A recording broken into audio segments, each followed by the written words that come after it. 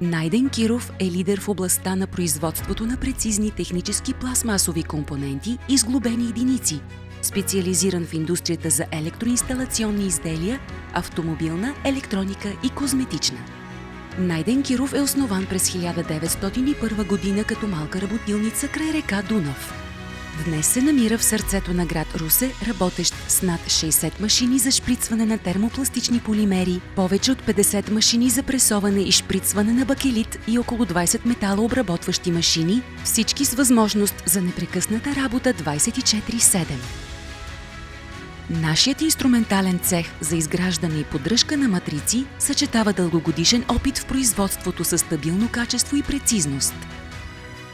Осигуряваме навременна поддръжка на производствените линии и гладък производствен процес с минимални прекъсвания. Отделът за шприцване на пластмаса е специализиран в производството на голям набор от изделия в къси и средни серии, с строги изисквания, използвайки машини за шприцване, вариращи от 80 до 300 тона притискащо усилие.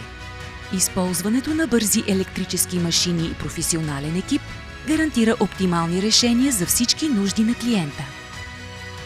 Системата за контрол на качеството, работеща непрекъснато и стриктно, съпътства всички етапи на производство. С опитен екип ние гарантираме, че нашите процеси отговарят на приложимите индустриални стандарти и всички продукти се произвеждат според специфичните изисквания на нашите клиенти.